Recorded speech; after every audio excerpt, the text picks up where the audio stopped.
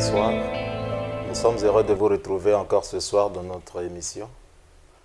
Et nous bénissons le Seigneur pour cette occasion qu'il nous donne. Merci aussi à nos techniciens qui ont permis que vous puissiez nous suivre depuis chez vous et dans les différents lieux où vous vous trouvez. Nous voulons ce soir vous parler sur ce thème. C'est mauvais de vivre avec une femme sans se marier.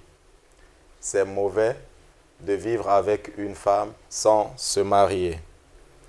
Plusieurs relations conjugales aujourd'hui conduisent les gens à prendre une décision de vivre ensemble sans pouvoir se marier.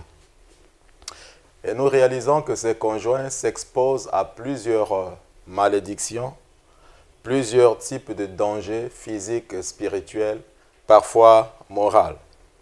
Lorsque nous examinons la parole de Dieu, nous découvrons sa volonté qui encourage surtout les jeunes gens à pouvoir se marier. Et je voudrais lire ce texte dans 1 Timothée chapitre 5. Nous allons considérer les versets 11 jusqu'au verset 14. 1 Timothée 5, à partir du verset 11. « Mais refuse les jeunes veuves, car lorsque la volupté les détache de Christ, elles veulent se marier, et se rendant coupables en ce qu'elles violent leur propre engagement. Avec cela étant oisives, elles apprennent à aller de maison en maison, et non seulement elles sont oisives, mais encore causeuses et intrigantes, disant ce qu'il ne faut pas dire. » Le verset 14. « Je veux donc que les jeunes se marient, qu'elles aient des enfants, qu'elles dirigent leur maison, qu'elles ne donnent à l'adversaire aucune occasion de médire. » Au travers de ce texte, nous découvrons le conseil que l'apôtre Paul a donné à toutes ses sœurs ou à ses femmes veuves. Timothée devait être instruit dans la connaissance de ces choses afin de ne pas laisser ou encourager les jeunes veuves qui restent à l'église sans pour autant se marier. Et nous réalisons que le Seigneur nous montre au travers de ce texte son désir de voir les jeunes se marier. Et le constat fait aujourd'hui dans nos sociétés, c'est vrai que les gens se disent mariés, vivent ensemble, mais ces gens n'agissent pas selon les principes et ne font pas ce qui est juste devant la famille ou devant Dieu. Nous pouvons nous rendre compte que plusieurs disent « nous allons rester comme ça, nous n'allons pas nous marier ».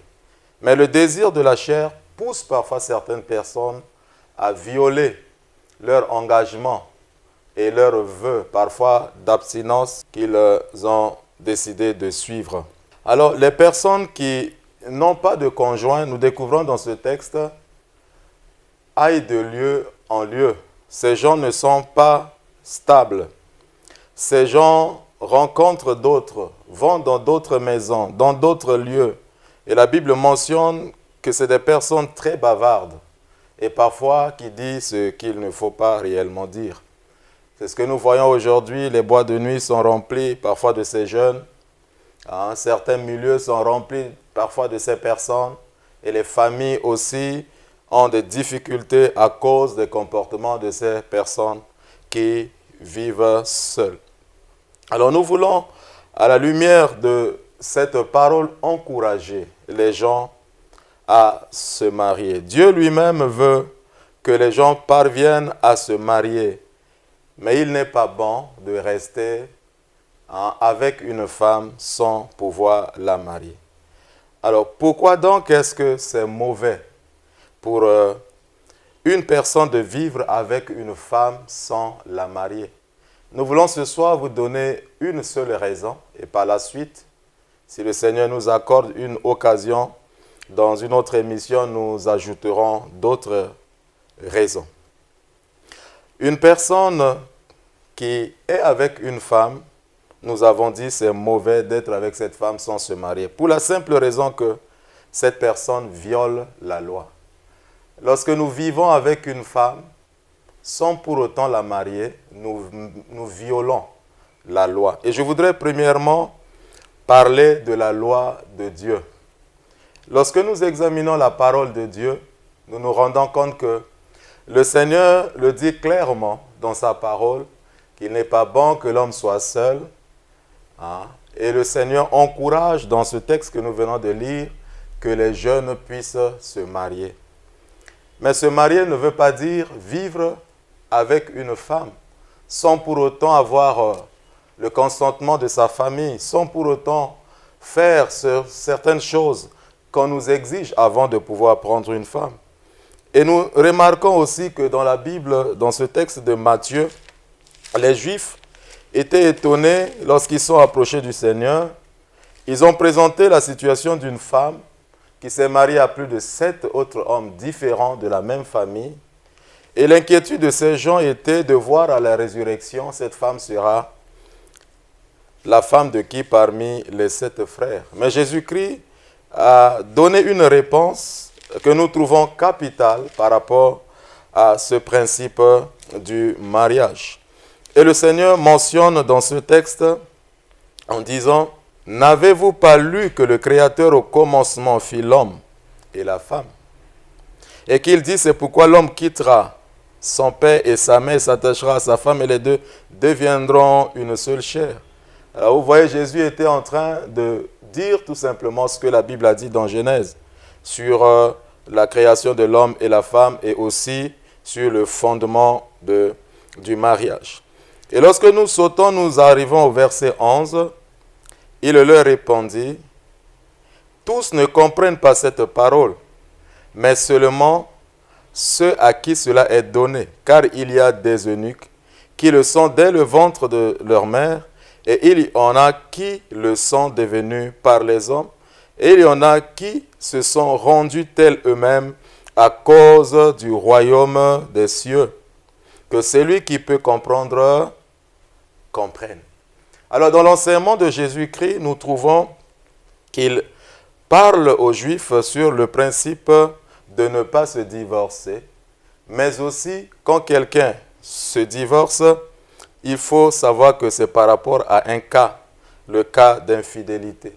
Et Jésus mentionne certains types de personnes dans ce texte que nous voyons qui ont pris la décision de ne pas vivre avec des femmes ou de rester eunuques. Nous découvrons ici des eunuques de naissance. Ce sont des personnes qui sont nées et qui ne peuvent avoir un désir pour une femme.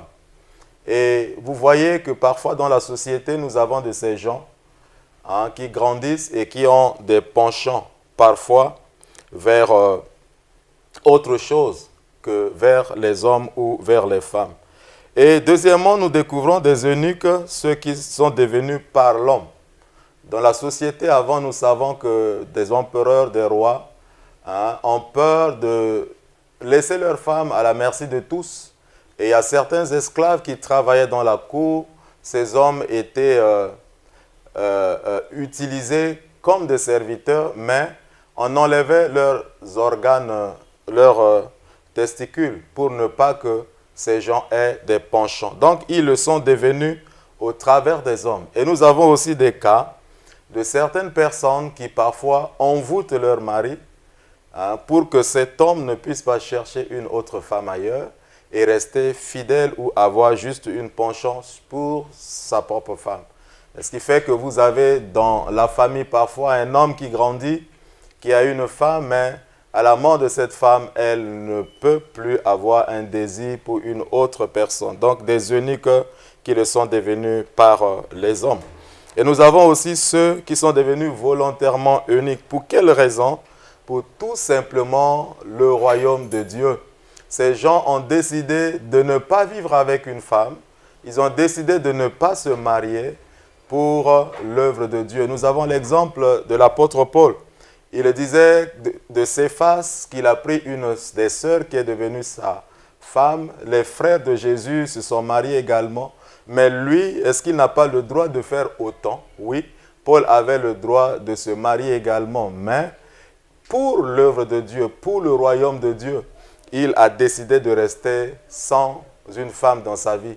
Et il pouvait le dire aux Philippiens que, à cause de l'excellence de la connaissance de Jésus, je renonce à tout et je vois ma vie comme de la boue. Et nous découvrons qu'il y a une loi qui est établie par le Seigneur. Cette loi, c'est le mariage. Cette loi, c'est la dot. Alors, lorsqu'une personne vit avec une femme sans pour autant la marier, cette personne viole la loi divine. Qu'est-ce que j'ai dit? Je le répète encore. Lorsqu'une personne vit avec une femme sans pouvoir la marier, cette personne viole la loi de Dieu. Cette personne a transgressé la loi de Dieu. Et il faut aussi savoir que le mariage exige forcément la dot, mais aussi l'accord du père, l'accord de la famille.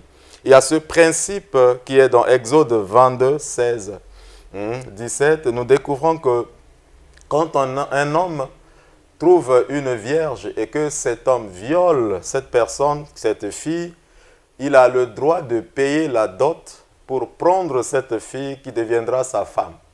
Mais à la lumière de la parole de Dieu, le père peut refuser que cet homme prenne la femme. Qu'est-ce que nous constatons aujourd'hui? Il y a beaucoup des hommes qui se tapent la poitrine. Moi, j'ai connu cette fille, j'ai violé cette fille.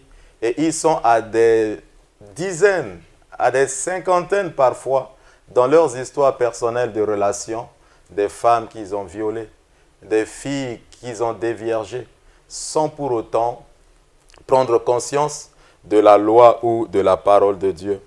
Mais le père a le droit d'accepter la dot qu'on va lui donner pour donner sa fille, tout comme ce père peut aussi refuser. Alors je parle à quelqu'un.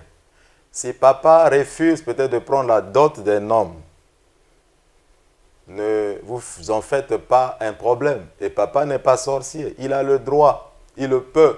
Peut-être qu'il a réfléchi que cet homme n'est pas digne de prendre soin ou de s'occuper de sa fille. Et vous devez le savoir. En tant que jeune, en tant qu'homme, je le répète encore, lorsque vous vivez avec une femme, sans pour autant la marier, vous violez la loi de Dieu. Qu'est-ce que j'ai dit? Lorsque vous vivez avec une femme, sans pour autant la marier, vous violez la loi de Dieu. Et non seulement la loi de Dieu, mais nous avons aussi la loi coutumière. La plupart des nations ont des principes, ont des lois, et nous savons que le mariage coutumier est quelque chose de très capital. Et vous savez, aujourd'hui, dans nos sociétés, par exemple au Congo, le maire ne peut pas bénir un mariage s'il se rend compte que la dot n'a pas été versée. Alors, on ne peut pas parler du mariage, à moins que ça soit dans un contexte occidental, sans le versement de la dot. Et dans notre cas ici, nous trouvons qu'on nous parle, la loi autorise que 50 000 francs soient versés comme argent de dot. Mais qu'est-ce que nous découvrons aussi aujourd'hui? Il est vrai, je n'ai pas fait une recherche pour savoir ce qui se passait à l'époque dans l'ethnie de Teke, de Vili, de Mboshi, de Lari, des différentes ethnies au Congo. Comment on donnait la dot.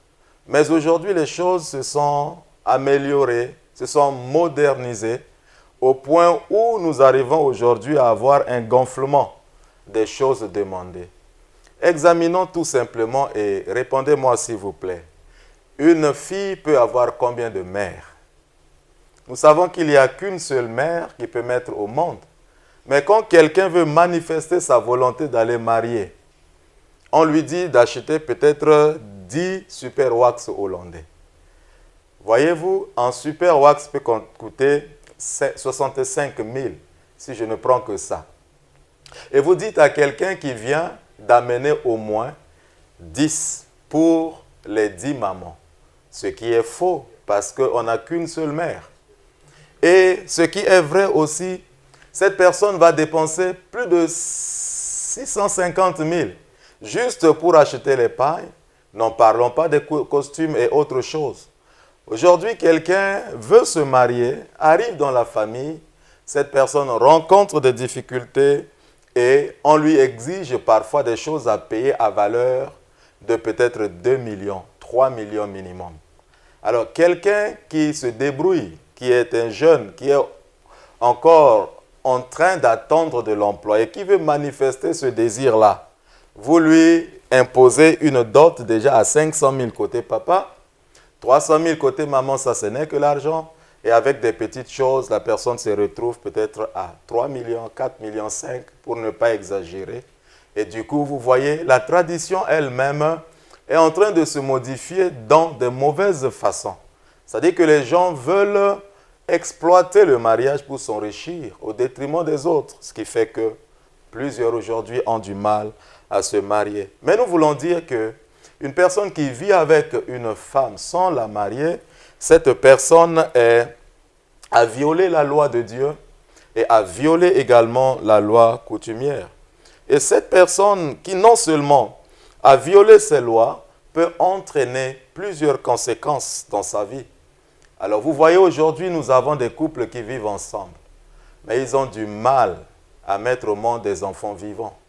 J'ai plusieurs histoires de ceux qui ont fait successivement 6 à 7 fausses couches. Vous voyez comment la malédiction entre pour détruire la vie de ces gens. Et nous avons aussi des cas d'échecs.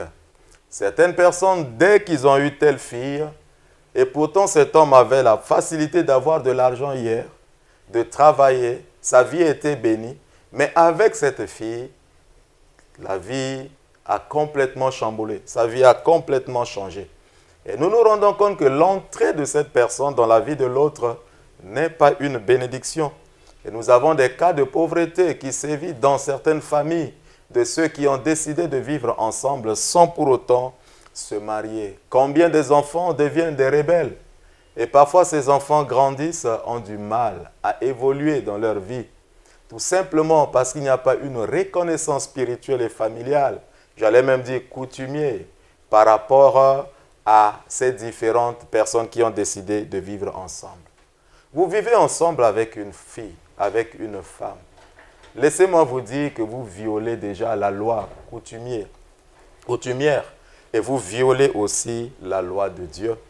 Et autre chose que vous devez savoir, que cette personne qui vit avec une autre femme sans pour autant la marier, cette personne également, qu'est-ce qu'elle fait?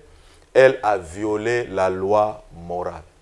Est-ce que j'ai dit? Elle a violé la loi morale. Donc vous voyez, j'ai mis l'accent sur 3 types de viols.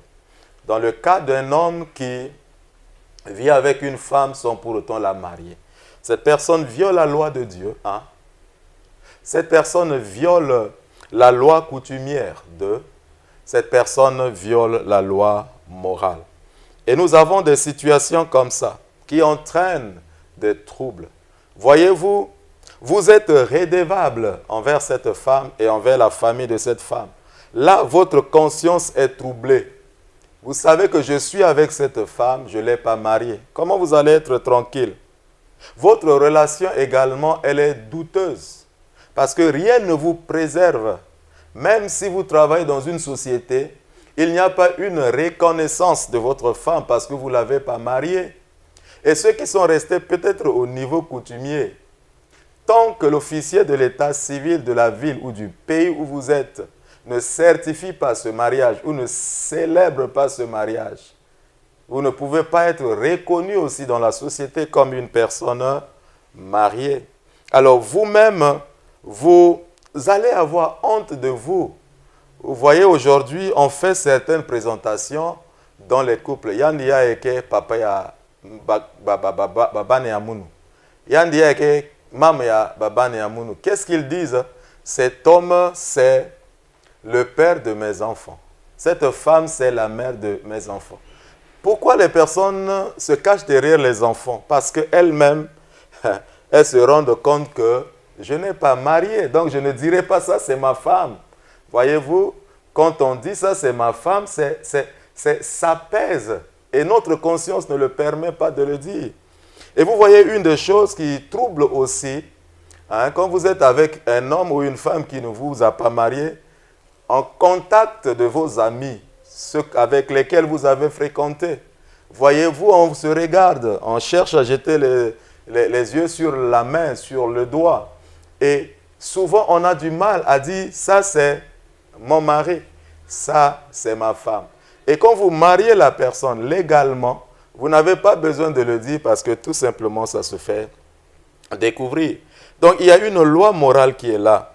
Alors celui qui viole la loi est un transgresseur. Et vous le savez aussi que cette personne qui viole la loi mérite un jugement et une prison. Qu'est-ce que j'ai dit?